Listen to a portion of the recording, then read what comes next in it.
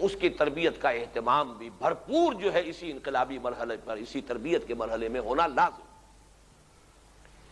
یہ جو 3 مرحلے میں نے گنوائے ہیں، انقلابی نظریہ، اس کی نشر و اشاعت، جو اسے قبول کریں فیس ویلیو پر، کانشسلی، شعوری طور پر ان کو منظم کرنا، پھر ان کی تربیت، اس سے ایک انقلابی جماعت یا انقلابی قوت حاصل ہوتی ہے۔ یہ اصل سرمایہ ہے، یہ وہ طاقت ہے کہ جس کو اب آپ کو میدان میں لانا ہے۔ اور اس کے بعد اب چوتھا مرحلہ شروع ہوتا ہے، بلکہ یہ بیان کرنے میں چوتھا آ رہا ہے، شروع ہو جاتا پہلے کے ساتھ ہی۔ جیسے میں نے کل عرض کیا تھا کہ نظام زندگی کے بھی 3+3 گوشے کر دیے گئے ہیں، عقائد، عبادات، کچھ سماجی رسومات، یہ مذہب ہے، اس میں ہر ایک کو آزادی حاصل ہے۔ معاشرت، معیشت، سیاست، یہ ایک علیحدہ ہے، 3 چیزیں علیحدہ ہیں، ان کا تعلق سیکولر جو فیلڈ آف لائف ہے اس کے ساتھ ہے۔ تو 3+3 6 انسانی زندگی گویا کہ 6 حصوں میں منقسم ہوئی۔ یہاں بھی 3+3 6 ہیں۔ پہلے 3 جس سے کہ ایک انقلابی قوت، انقلابی جماعت، انقلابی جمعیت وجود میں آئی۔ دوسرے 3 ہیں تصادم کے مراحل، ٹکراؤ، تصادم۔ اس میں بھی اگرچہ مراحل 3 ہیں لیکن یہ شروع ہو جاتے ساتھ ہی۔ جیسے ہی دعوت کا آغاز ہوتا ہے، پہلی بات تو یہ سمجھ لیجئے کہ یہ لفظ بڑا ثقیل ہے، بڑا بھاری ہے، تصادم۔ عام شریف انسان، ایک شریف الطبع انسان، وہ تو اس لفظی کو ناپسند کرے گا۔ تصادم، ٹکراؤ، یہ تو کوئی اچھا لفظ نہیں ہے۔ تو یہ جان لیجئے کہ انقلاب اس کے بغیر نہیں آ سکتا۔ اس سے گریز ہے تو پھر گھر میں بیٹھیے اور جو بھی نظام قائم ہے اس کے ساتھ ہم آہنگی کیجیے۔ جو بھی ہے، آپ کے دل میں کوئی احتجاج ہو، پروٹیسٹ ہو، ریزنٹمنٹ ہو، کچھ بھی ناخوشی ہو، بس رہی ہے، لیکن یہ کہ اگر تصادم مول لینے کے لیے تیار نہیں تو پھر انقلاب نہیں آئے گا۔ انقلاب کے لیے تو تصادم ناگزیر ہے۔ بلکہ سادہ سی مثال یہ ہے کہ ایک چھوٹا سا پودا بھی زمین میں ہے، اسے اکھیڑنے کے لیے خوب اس کے ساتھ کشتی کرنی پڑتی ہے، اس کو ہلانا جلانا پڑتا ہے، تو پھر کہیں جا کر وہ جڑ چھوڑتا ہے اپنی۔ تو جمع جمایا نظام جس کے ساتھ ویسٹڈ انٹرسٹ ہیں، مفادات ہیں، مراعات یافتہ طبقات ہیں، ایسے طبقے ہیں جنہیں خصوصی مراعات حاصل ہیں، پریولیج کلاسز ہیں، اس نظام کو آپ تلپٹ کرنا چاہتے ہیں، اس کو جڑ سے اکھیڑنا چاہتے ہیں، اس کو بدلنا چاہتے ہیں، ان کے مفادات پر آنچ آئے گی، وہ ریزسٹ کریں گے۔ تو بہرحال تصادم کے بغیر انقلاب کا کوئی تصور نہیں۔ اور ایک بات اور نوٹ کیجئے، یہ بھی شاید اچھی نہ لگے، تصادم کا آغاز حقیقتاً انقلاب کے علمبرداروں کی طرف سے ہوتا ہے۔ یہ وہ ہیں جو کہتے ہیں یہ نظام غلط ہے، تمہاری فکر غلط ہے، تمہاری سوچ غلط ہے، تمہارے نظریات غلط ہیں، تمہارے عقائد غلط ہیں، تمہارا یہ معاشرتی ڈھانچہ غلط ہے، تمہارا یہ سیاسی نظام غلط ہے، تمہارا یہ معاشی نظام غلط ہے۔ تو تصادم کا آغاز تو انہوں نے کیا نا، ورنہ تو لوگ رہ رہے ہیں، بس رہے ہیں۔ وہ بیچارے جو ہیو ناٹس ہیں وہ بھی اپنی تقدیر پر صابر و شاکر بیٹھے تھے، صبر شکر کر رہے تھے، جو بھی سوکھا سوکھا مل رہا تھا کھا رہے تھے۔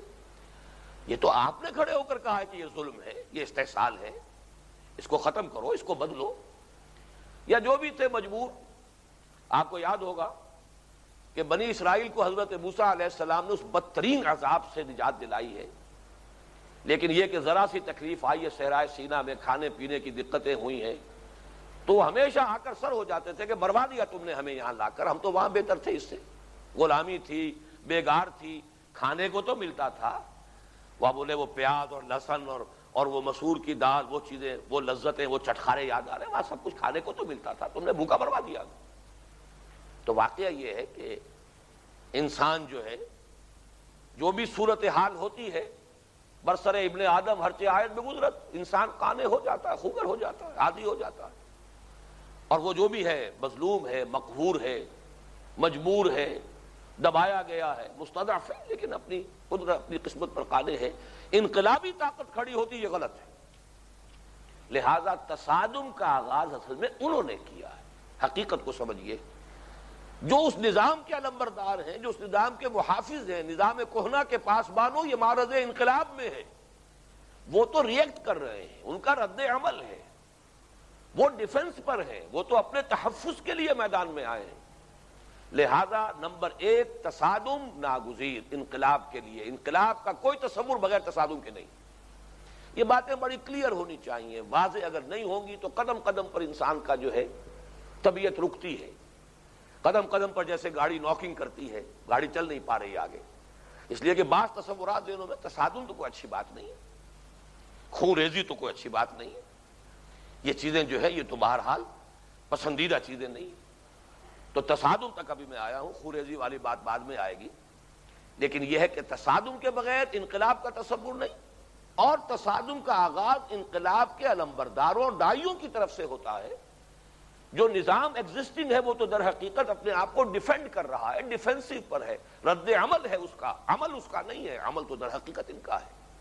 وہ جو تھرڈ لا آف موشن ہے نیوٹن کا، to every action there is an equal and opposite reaction، تو ایکشن تو در حقیقت انقلابیوں کی طرف سے شروع ہوا۔ یوں سمجھئے کہ ایک تالاب ہے، اس میں پانی بڑا پرسکون تھا، پہلا پتھر کس نے مارا؟ جس نے کہا لا الہ الا اللہ، پہلا پتھر تو اس نے مارا۔ جو ارتعاش پیدا ہوا ہے، جو وہاں ہلچل ہوئی ہے، اما یتساءلون عن النبأ العظیم الذی هم فیہ مختلفون، یہ جو ہلچل ہوئی ہے اس معاشرے میں، وہ کیا حالی کے الفاظ ہیں کہ وہ بجلی کا کڑکا تھا یا صوت ہادی، عرب کی زمین جس نے ساری ہلا دی۔ تو یہ زلزلہ، یہ بھونچال تو در حقیقت انقلاب کے داعیوں کی طرف سے آتا ہے۔ اب دیکھیے اس کے 3 مراحل ہیں۔ پہلا مرحلہ جو عام طور پر اوور لک کر دیا جاتا ہے، جس کی عام طور پر اہمیت ہی نہیں سمجھی جاتی، بلکہ ہمارے ہاں بعض طبائع شاید اسے بزدلی سے تعبیر کریں، اس کو صبر محض یا تحمل، جو بھی جوابی رد عمل ہوا ہے معاشرے کی طرف سے، پرسیکیوشن ہے، دباؤ ہے، انہیں مارو، انہیں پیٹو، انہیں بھوکا رکھو، دن میں تارے نظر آ جائیں ان کو، یہ جو انقلاب کا نعرہ لگانے والے ہیں، نظام بدلنے کا دائیا لے کر جو اٹھے ہیں، گھروں میں بند کر دو، زنجیروں میں باندھ دو، جیلوں میں ڈال دو، پرسیکیوشن لازماً آئے گی، ہر دور میں آئی ہے، ہمیشہ آئے گی۔ لیکن پہلا مرحلہ اور کافی طویل مرحلہ ہوتا ہے، ٹیک آل پرسیکیوشن وداؤٹ اینی ریٹیلیشن، صبر، تحمل، جھیلو، برداشت کرو، کوئی جوابی کارروائی نہیں، کوئی انتقام نہیں، تشدد کے جواب میں کوئی تشدد نہیں، نان وائلنس۔ اور اسی کے لیے اصطلاح ہے پیسو ریزسٹنس۔ ریزسٹنس اسے کیوں کہا ہے؟ کھڑے رہو، پیچھے نہ ہٹنا، اپنے نظریے پر ڈٹے رہو، اپنے موقف پر قائم رہو، ایک قدم پیچھے نہ ہٹے، لیکن جھیلو، مارا جائے، پیٹا جائے، دہکتے ہوئے انگاروں پر لٹا دیا جائے، جیلوں میں ٹھوس دیا جائے، پھانسیوں پر چڑھا دیا جائے، ایک مرحلہ ہے۔ جب تک یہ مرحلہ جو ہے جاری ہے، جب تک کہ اگلا مرحلہ نہیں آتا، صبر کرو، جھیلو، برداشت کرو، آئے گا اگلا مرحلہ بھی، اور وہ مرحلہ آئے گا جب تو تمہارے ہاتھ کھول دیے جائیں گے۔ لیکن ابھی نالا ہے بلبل شوریدہ تیرا خام، ابھی اس کو اپنے سینے میں اسے اور ذرا تھام، ابھی اپنے جذبات انتقام کو اپنے سینوں کے اندر رکھو، دہکتی ہوئی یہ بن جائیں بھٹیاں تمہارے سینے، لیکن ابھی روکنا ہے۔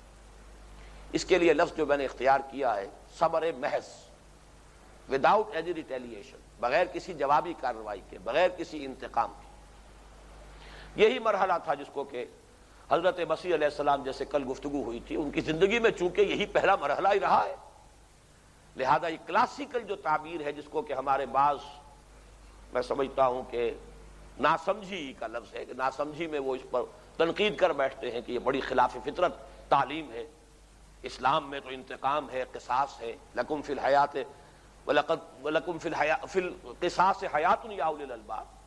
حالانکہ وہ بھول جاتے ہیں کہ در حقیقت یہ ایک دور کی بات تھی کہ داہنے گال پر کوئی تھپڑ مارے، بایاں بھی پیش کر دو، کوئی نالش کر کے تمہاری قبا لینا چاہے، کرتا بھی اتار کے دے دو، کوئی تمہیں بیگار میں لے کے جانا چاہے، 1 کوس 2 کوس اس کے ساتھ جاؤ۔ یہ تلقین، یہ تعلیم، نان وائلنس، یہ در حقیقت یہ اس مرحلے کا لازمی تقاضا ہے۔ اس کی وجہ کیا ہے؟ اس کی دو وجوہات ہیں، اس کو بھی سمجھ لیں اچھی طرح تھریش کر کے، بالکل انالیسس، کولڈ انالیسس۔ پہلا منفی ہے، اگر تشدد کے جواب میں تشدد شروع ہو جائے گا تو گویا کہ اس نظام کے جو ڈیفینڈرز ہیں، محافظ ہیں اس غلط اور ظالمانہ نظام کے، ان کے تشدد کو بھی اخلاقی جواز حاصل ہو جائے گا۔ تشدد کے جواب میں تشدد ہو گیا، ان کا تشدد اب اسے بھی اخلاقی جواز مل جائے گا۔ اگر دوسری طرف مثبت پہلو سے دیکھیے، اگر جن پر تشدد ہو رہا ہے وہ کوئی جوابی کارروائی نہیں کر رہے، کوئی انتقامی کارروائی نہیں کر رہے، کوئی ریٹیلیٹ نہیں کر رہے، تو نمبر ایک تو یہ کہ اب ان کا تشدد جو ہے، ننگا تشدد جو ہو رہا ہے، وہ بلا جواز ہے۔ نمبر دو یہ کہ جنہیں کہا جاتا ہے سائلنٹ میجورٹی، عوام الناس سائلنٹ میجورٹی ہوتے ہیں، ان کی ہمدردیاں اندر ہی اندر انقلابیوں کے ساتھ ہو جاتی ہیں۔ یہ لوگ کیوں مار کھا رہے ہیں، کیوں قربانیاں دے رہے ہیں، کیوں تکلیفیں جھیل رہے ہیں؟ کیا انہوں نے کوئی چوری کی ہے، کوئی ڈاکہ ڈالا ہے، کوئی کسی کی عزت اور آبرو پر کوئی حملہ کیا ہے؟ کیا کیا ہے؟ کچھ نہیں کیا۔ یہ صرف یہ کہ ایک نظریے کے قائل ہیں، ایک بہتر نظام لانا چاہتے ہیں، ایک بہتر بات جو ہے وہ پیش کر رہے ہیں، اس کے علاوہ تو کوئی جرم نہیں ہے۔ تو واقعہ یہ ہے کہ جسے آپ کہتے ہیں سائلنٹ میجورٹی، عوام الناس، اور واقعہ یہ ہے جیسے میں پہلے بھی عرض کر چکا ہوں، جو نظام ہوتا ہے کتنا ہی ظالمانہ ہو، کتنا استحصالی ہو، عوام کی اکثریت قانع ہو جاتی ہے۔ کیا کریں؟ ذرا بولیں گے تو فوجیں جو ہے بھون کر رکھ دیں گی، کسانوں کی بغاوت ہو تو صحیح کہیں، ظاہر بات ہے کہ وہ چاہے قیصر کا دور تھا اور چاہے کسریٰ کی حکومت ہو، اگر کوئی کسانوں کی طرف سے بغاوت ہوتی تو کیا نتیجہ نکلتا؟ گولیوں سے بھون دیے جاتے، کشتہ بنا دیے گئے ہوتے تلواروں سے، لہذا پھر وہ قانع ہو جاتے۔ جو بھی ہے تقدیر ہے، جھیلو۔ یہ ہے وہ خاموش اکثریت۔ کم لوگ ہوتے ہیں جن میں کھڑے ہو کر چیلنج کرنے کا مادہ ہوتا ہے۔ انقلاب کی دعوت پر لبیک وہی کہتے ہیں جن کے اندر یا تو ان کی طبع سلیم جو ہے اتنی بیدار ہے کہ انقلابی دعوت نے فوراً انہیں کیچ کر لیا، پوزیس کر لیا، اور پھر یہ کہ ان میں یہ جرت ہے اخلاقی کہ وہ کھڑے ہو کر کہہ سکتے ہیں کہ یہ حق ہے، یہ غلط ہے، یہ حق ہے، یہ بات ہے۔ باقی عوام الناس سائلنٹ میجورٹی، یہ لفظ بالکل صحیح ہے، اصطلاح درست ہے، لیکن سائلنٹ میجورٹی سائلنٹ ہوتی ہے، یعنی آپ یہ کہہ سکتے ہیں کہ ڈمب تو ہے، ڈیف تو نہیں ہے، سن تو رہی ہے نا، جو چیخیں آ رہی ہیں کسی کی وہ تو کانوں میں جا رہی ہیں، اس طرح بلائنڈ تو نہیں ہے، اندھی تو نہیں ہے، اندھی بہری نہیں ہے وہ سائلنٹ میجورٹی۔ دیکھ رہے ہیں کون مارے جا رہے ہیں، کون جولوں میں ٹھوسے جا رہے ہیں، کن کو تکلیفیں دی جا رہی ہیں، کن کو ستایا جا رہا ہے، ان کا کردار کیا ہے، ان کے اخلاق کیا ہے، ان کا جرم کیا ہے، ان کی خطا کیا ہے۔ لہذا اندر ہی اندر عوام کی ہمدردیاں ان انقلابیوں کے ساتھ ہوتی چلی، چاہے وہ بولے نا، وہ جرت تو نہیں ہے کہ کھڑے ہو سکے، کھڑے ہو جائیں گے تو انقلابیوں میں شامل ہو گئے، ان کی قوت بڑھ گئی۔ لیکن فرض کیجئے سائلنٹ کے سائلنٹ رہے، خاموش کے خاموش رہے، تب بھی ان کی ہمدردیاں جو ہے وہ اس انقلاب کے ساتھ ہوں۔ اور بڑا پیارا مصرع ہے یہ، جو دلوں کو فتح کر لے وہی فاتح زمانہ۔ جو واقعتاً جو اس طریقے سے لوگوں کے دلوں کو اگر فتح کر لے کوئی تحریک، انقلابی تحریک، تو وہی فتح پھر اس کے قدم چومے گی۔